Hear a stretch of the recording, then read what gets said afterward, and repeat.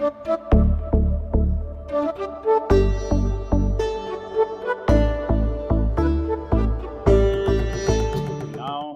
this is Christopher Kloeble's book, Museum of the World, and we have here the author as well as the translator, Rekha Kamath Rajan, in conversation with Uma Sudhir. Thank you. Did I say that? Uma Damodar Sridhar. So, very good morning to all of you, and welcome to this session where we are in conversation with Christopher Kloeble and Rekha Kamath Rajan. So, as you know, Christopher Kloeble has written this very interesting book in German called Museum der Welt. Yes, and it has been translated into English by Rekha Kamath Rajan called Museum of the World. So maybe you can hold the book up for them. Yeah. So it's looks like this in India, and this is how it looks in Germany. Not a big difference. Mostly it's much thicker in German because, you know, we need more letters and words. Okay.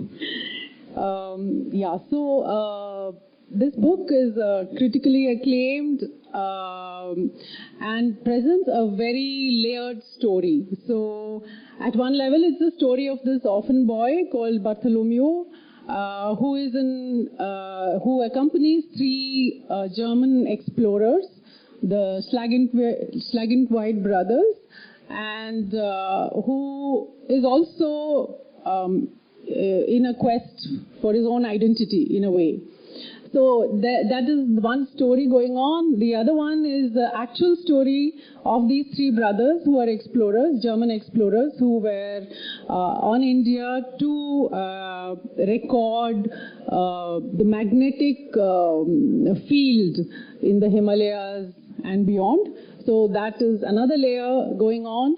And then, of course, there are a multitude of very interesting characters, and also there is a spy story, there is a little bit of suspense. So you have lots of things going on at many levels in this very interesting book.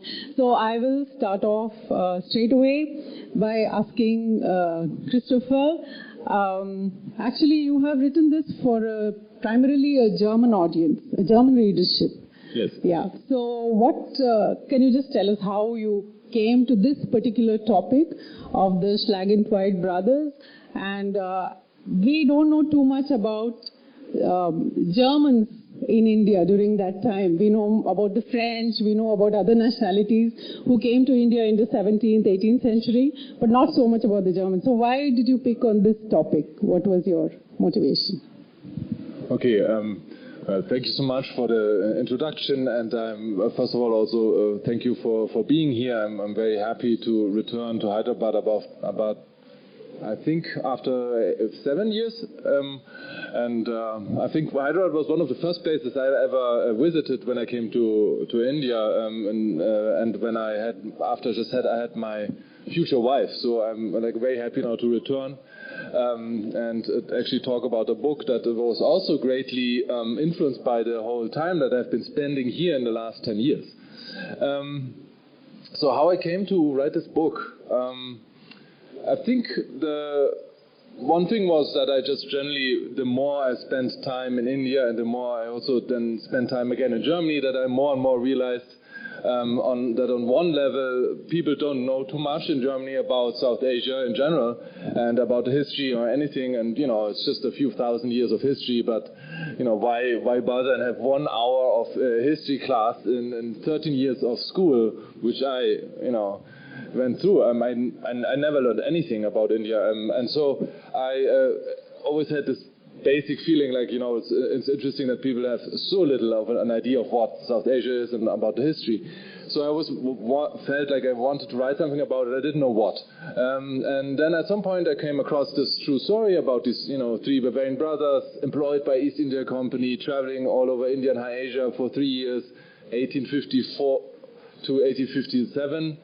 to boot, and only 2 of them returned later to Germany, and that alone already read like a movie pitch to me, like one of these little blurbs that you read when you decide or not to watch something on Netflix.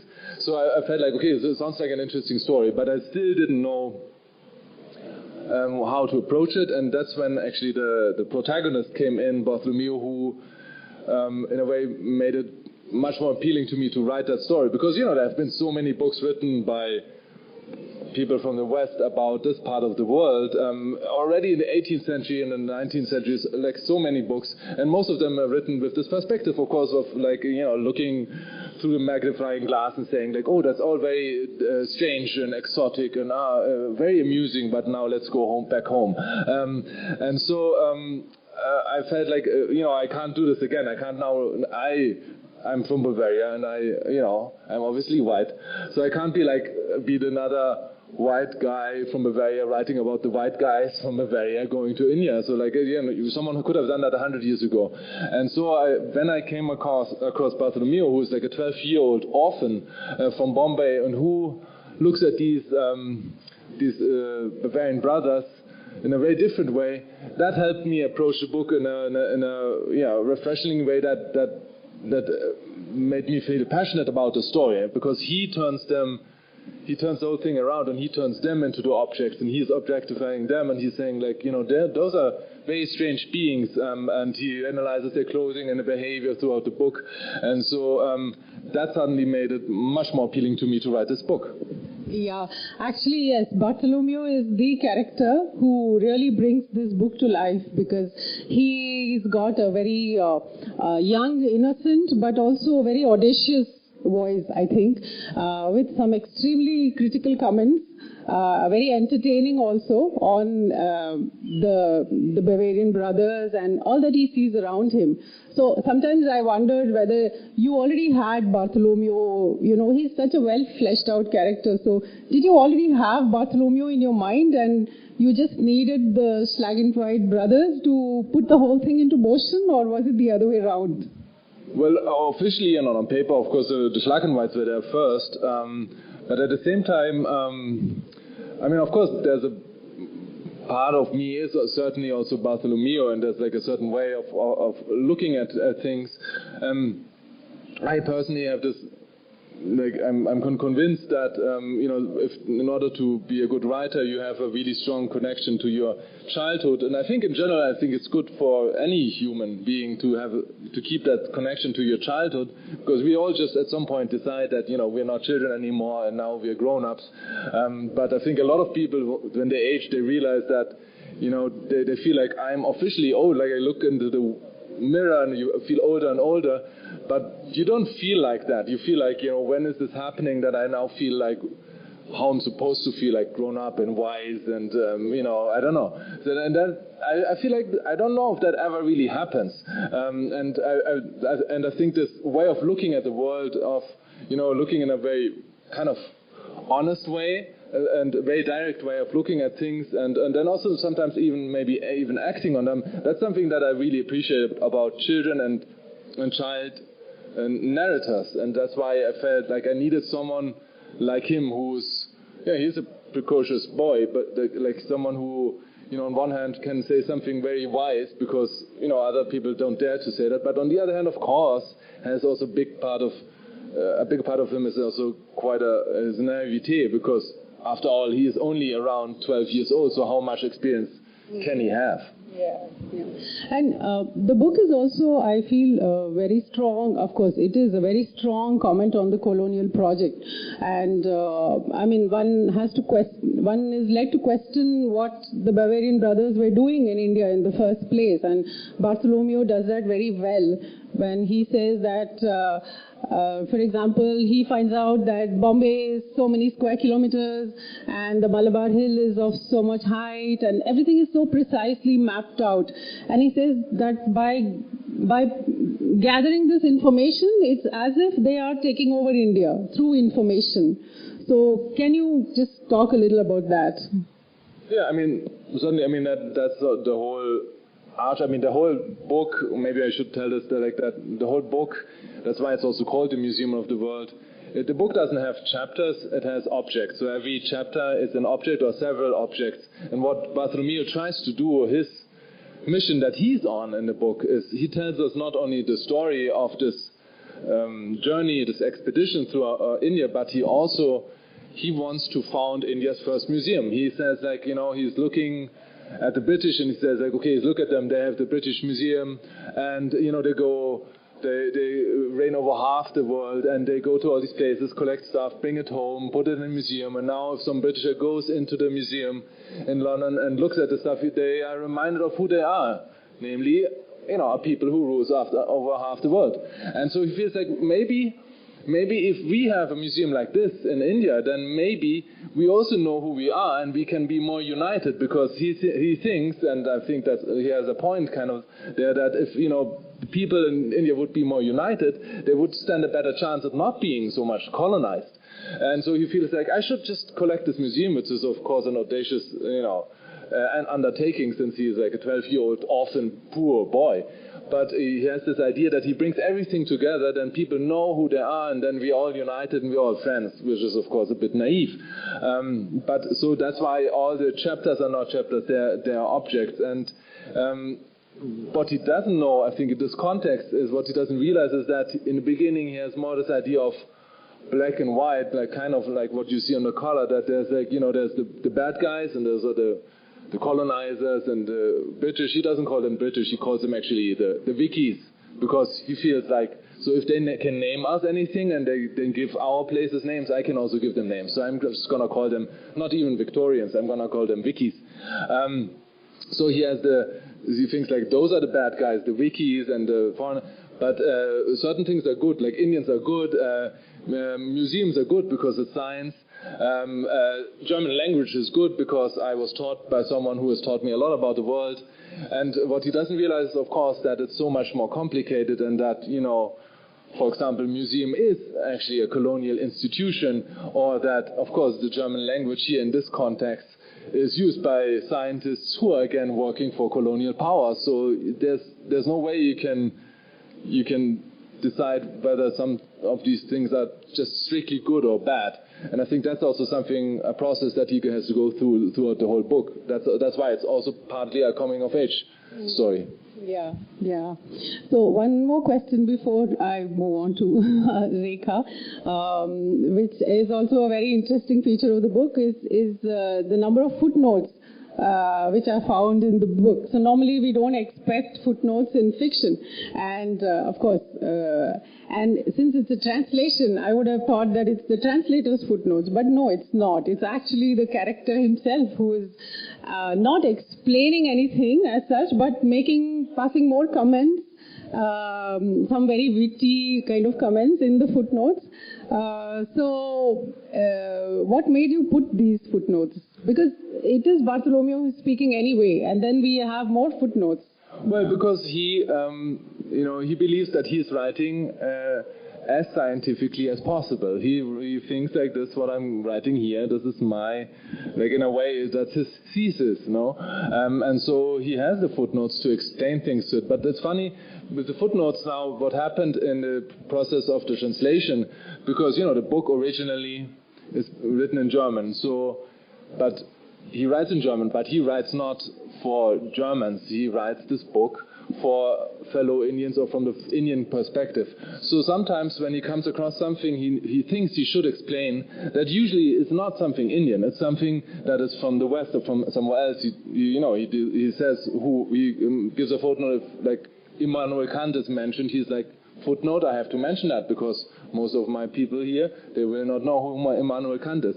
So in German, of course, the joke with this is that, like, all the Germans reading is that they know what that is, but he's explaining it to them, but of course in his very own way. So he just, sometimes it's very precise and sometimes it's a bit absurd, but he's just explaining things that they would anyway know. But he's not explaining all the things that a lot of Germans probably would like to be explained. Like I have explained, like, when a book came out in Germany, and until this day, when I get a review or people comment on it, or even in the publishing house, there were always people who said like, well, this book really needs a glossary. We really need a glossary. There are like a lot of words, and I think it's something around like 300-400 words in there, which most Germans don't know. And I think a big part of these words are actually food vocabulary. But like from the first page on, there's like meals mentioned, like Handwo, and of course there's, I would say, like 99.9% of Germans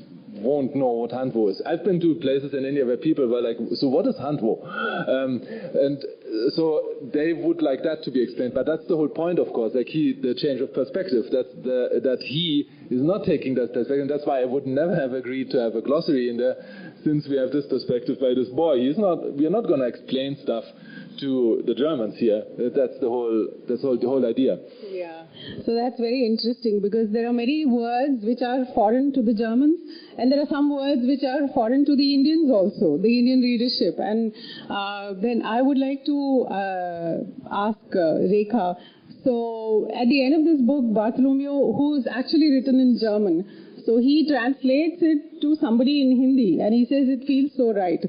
But you have first translated it into English. So what kind of research did it take? Can you just tell us a bit about your translation process? Did you have to delve into history, and how did you deal, especially with the many words which are found in the book? Yeah, apart from Hanwo, which even I had to kind of look for an explanation. Yeah. Yeah, well, the Indian words didn't present any problem, yeah. As far as the German is concerned, the language is fairly straightforward, yeah? And the narration is fairly straightforward, which meant that it made it easier for me as a translator. But, the meanings, the many layers of meanings behind different sentences, that was the challenge. Yeah? How do I translate it into English in order to convey the same meaning that is there in the German text? Yeah? So that was one of the things. The research I did not require that much research, because I know this. I know the stuff. But what I did do was I went to various online archives where I found the original reports written by the Schlagentweit brothers. So I read them partly. It's far too long here. I read them partly, and there was this very interesting book, which is also in partly, some of the texts are in German, some are in English. Moritz von Brescius, yeah? Moritz von Brescius, a Swiss academic who's written about the Schlagentweit brothers. So that also formed part of my background reading. Yeah? So it helped in a way, because there are certain things which are quotes from, there is one specific place where Hermann Schlagentweit is describing Bombay. Mm-hmm. And I realized, although it is not in quotation marks in the German text, I realized that this is Hermann Schlagentweit's, these are his original words. Mm-hmm. So I looked up the English version of that and took over that instead of doing my own translation of those parts. Okay. Just to enlighten that, like I was like, so just to give an example for that is, so this is some original, like she mentioned, like there's an original quote from the notes of the Schlagentweit brothers, and wait, one more page here. And so that's one of the things that they actually wrote down, but which was so revealing that I, of course, had to use this in the book. So one short passage goes, "What can be commonly said in favor of all races in India is that even on streets that are so densely packed during a large part of the day as the ones in Bombay are, scuffles and dangerous hustling are rare. However, there is also no great ambition to finish a lot of work in a short time. So like it tells us not much necessarily only about Bombay, but it also tells us a lot about who's talking here. No? And another thing he wrote was, the first impression that a newly arrived person gets of the behavior of Europeans towards the natives is not a very satisfactory one.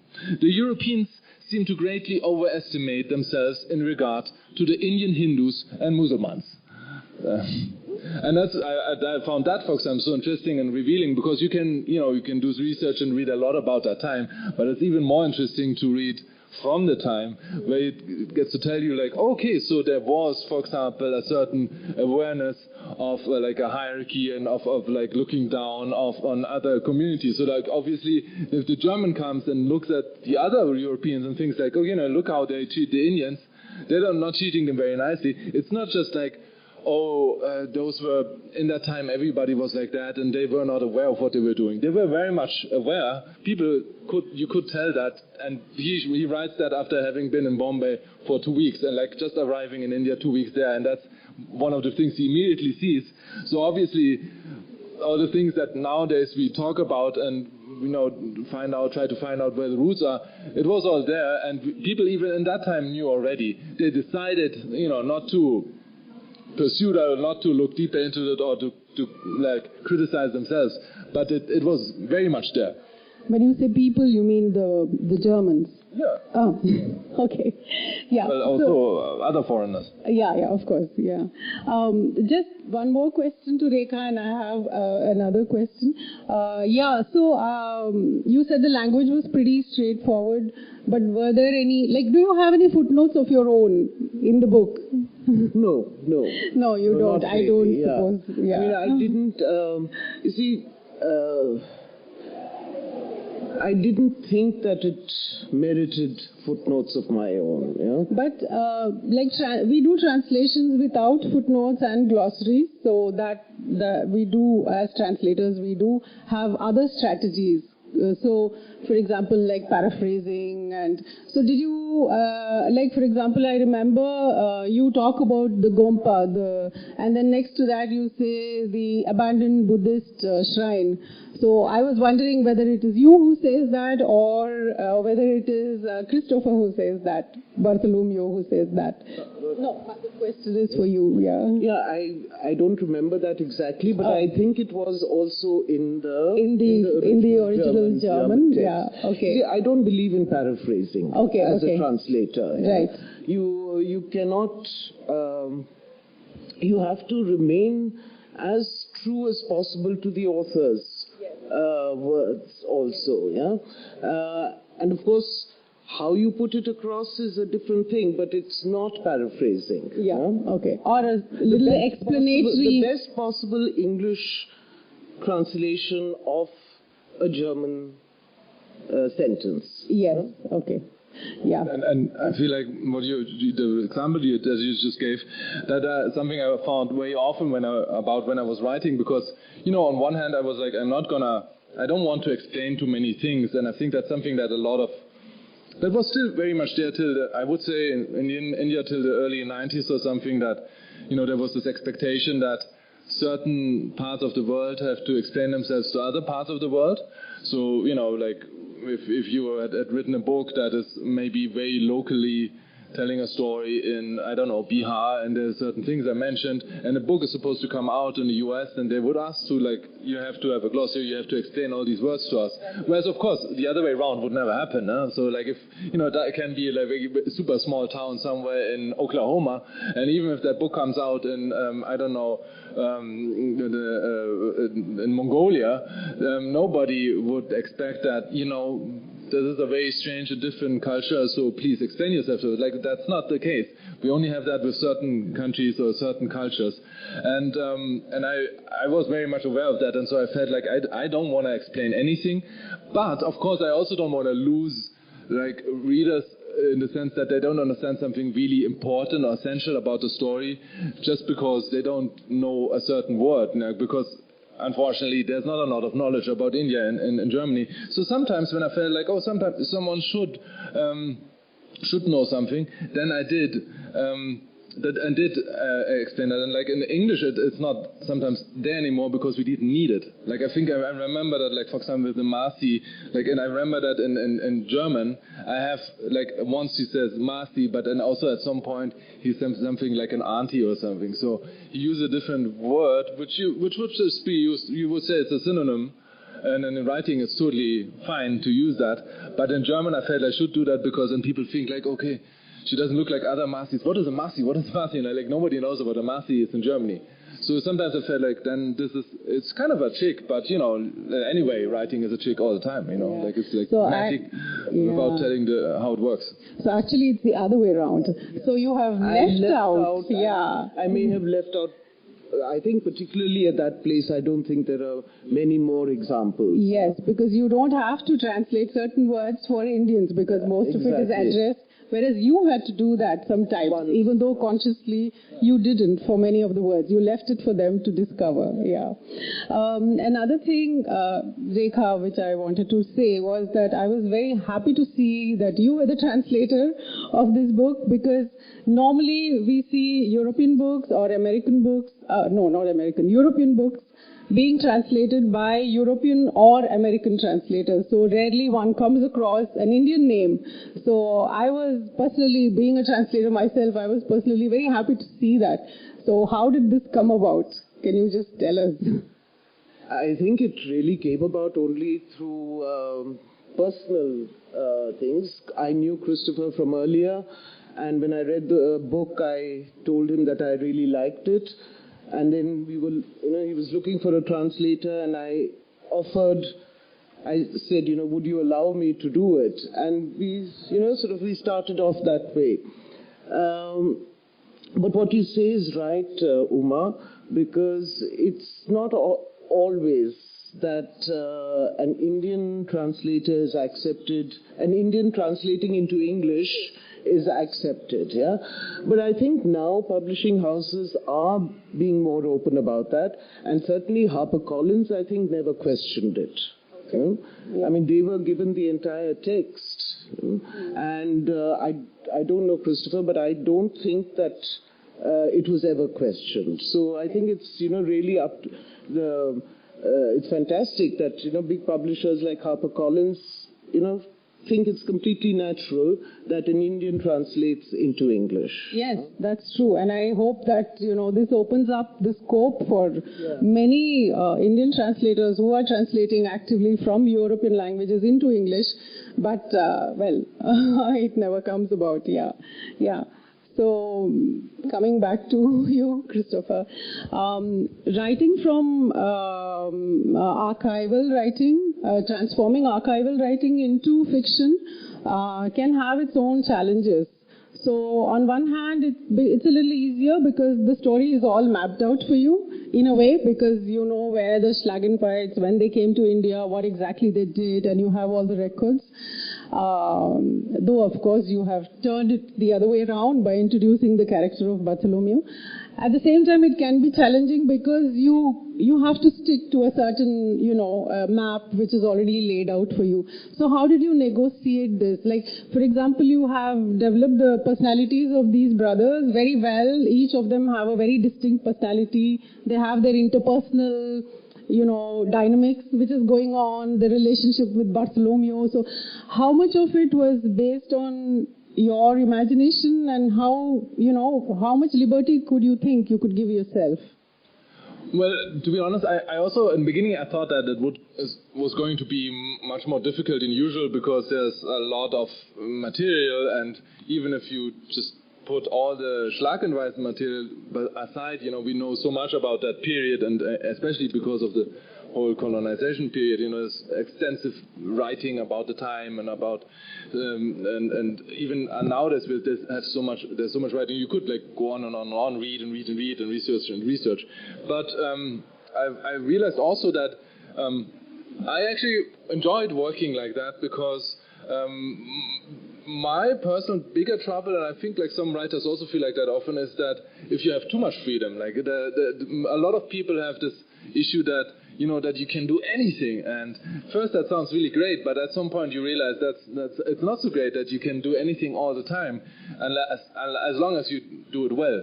So it was actually quite helpful for me to have this whole frame. I knew where they were going to be at a certain point of time. I knew how the story was going to end. There was no doubting that. I knew it was starting. I knew the timeline. And a lot of things I knew about it. And that kind of gave me a lot of the frame where I knew, okay, within this I have to maneuver. And there's no other way about it. And in terms of, in respect to the brothers themselves and their personalities, I mean, there's no certainty that they were actually the way I described them. Of course, I'm leaning on certain things that I came across. The fact that one of them was the one who later on also traveled around the world and was lecturing on that journey and who was writing the most. So I felt like, oh, this is probably the more verbal one, in contrast to the other guy, the youngest one, who was just not that experienced yet, almost didn't come with the others, and who was responsible for the camera equipment. Well, just imagined at least that, like, if all what he did and all we know about him tells us anything about his personality, it is that he's probably a little bit more withdrawn than the others are. And so in that respect, I try to do that. But of course, of course, there's a lot of imagination happening. But then there's also this misunderstanding. I always like to stress that people think like, okay, so there's this.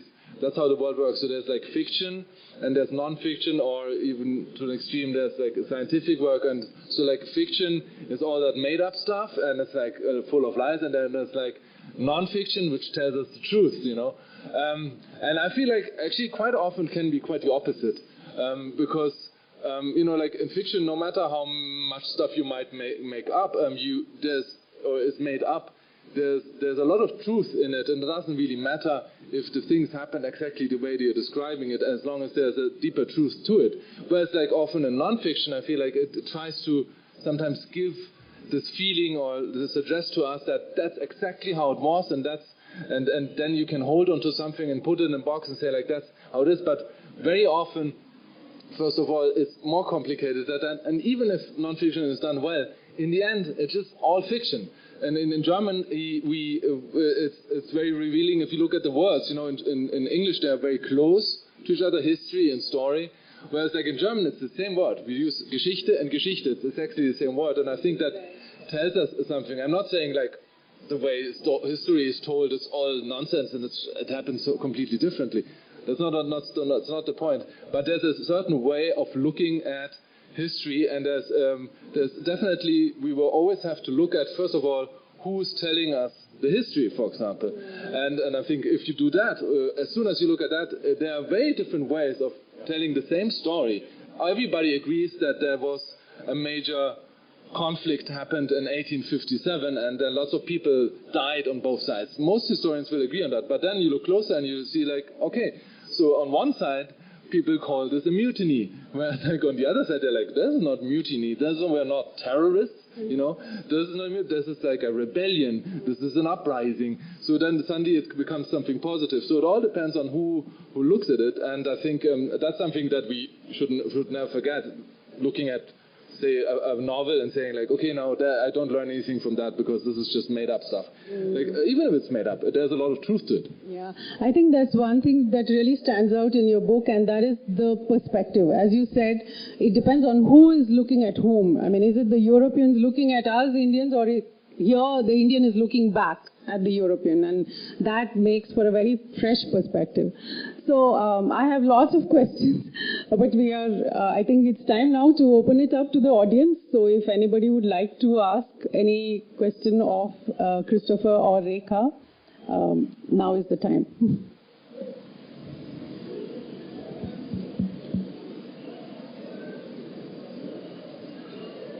Yes? Yes, there's a hand there, yeah.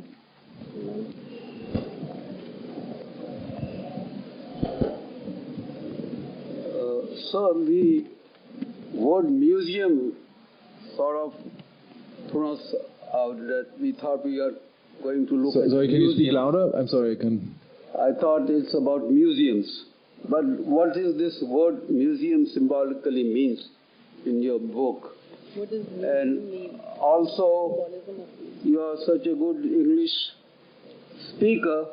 Why did you feel the need for translation when you could have done it by yourself?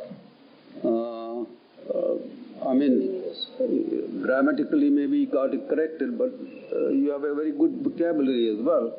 So let's see what you have to say about it. So why museum? That's the question.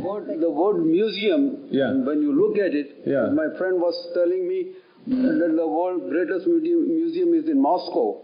So the word throws you out that is you are talking about some museums, like Salarjung Museum or something like that. But this word in this book, in this context, has a symbolic meaning too. Okay, So, I think I already talked extensively about this, but I think if you want to know more, you just start the reading book, it. right. You have to have Because I have the explained book that in already. front of you. So that question doesn't arise then, of course. But then about the translation, why did you feel that you couldn't do it yourself? I myself, because I would not be a good translator, like I first of all, and second of all, like English is not my mother tongue, so if I would be translating it, I think it would not read really well. Like a translator it's the same job like a writer. Like they don't sometimes get the same attention, and especially not the same money from it. But if like a translator is just another word for writer also, and I think it's a really hard job, and I'm not able to do it.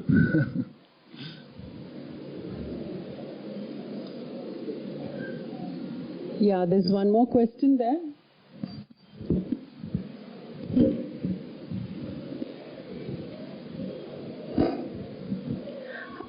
Hi, my question is to the translator. So, a lot of time books are written and they seem much shorter. So, if you look at Read Samadhi versus Tomb of Sand, it was a much bigger translation.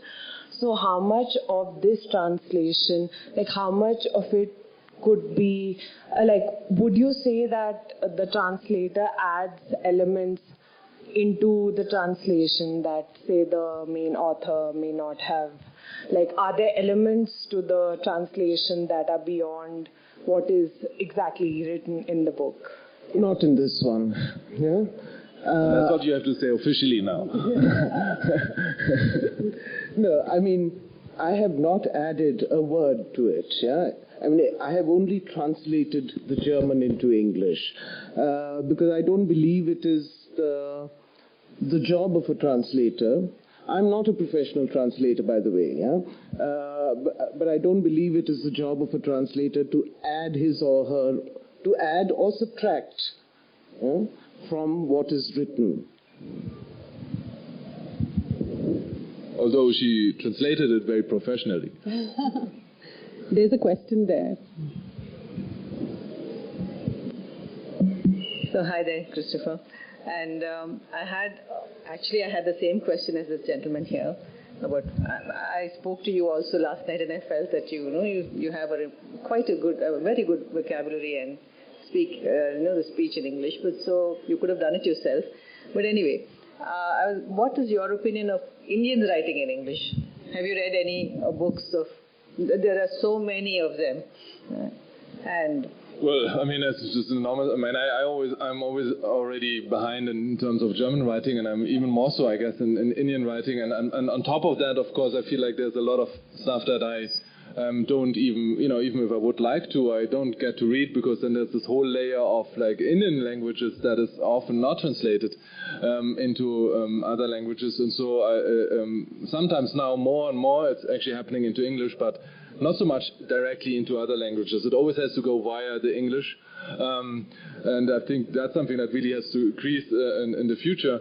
But I mean, I would say that just like anything else or everything else in my life in terms of India has been taking over percentage-wise my life more. Literature is the same. I mean, I made a point that after two books that had mostly to do with India, that the next book cannot only be India, but it's hard to keep it at bay, I would say, because it's just a very important part of my life, because my wife is from here, and I read a lot, and I feel like I have to catch up on a lot of reading about or from India, because like I said, I didn't grow up with it. They were probably, I would say, growing up, they were like just the common suspects, who you would hear about was like the 2-3 writers where you're like, okay, that everybody knows them, but there's not so much awareness about anyone else in the West. So I read a lot, and I don't want to pick out anyone now, because then that means I don't pick someone else. Maybe they're here. We have another question at the back and then in front. The first hand was raised there.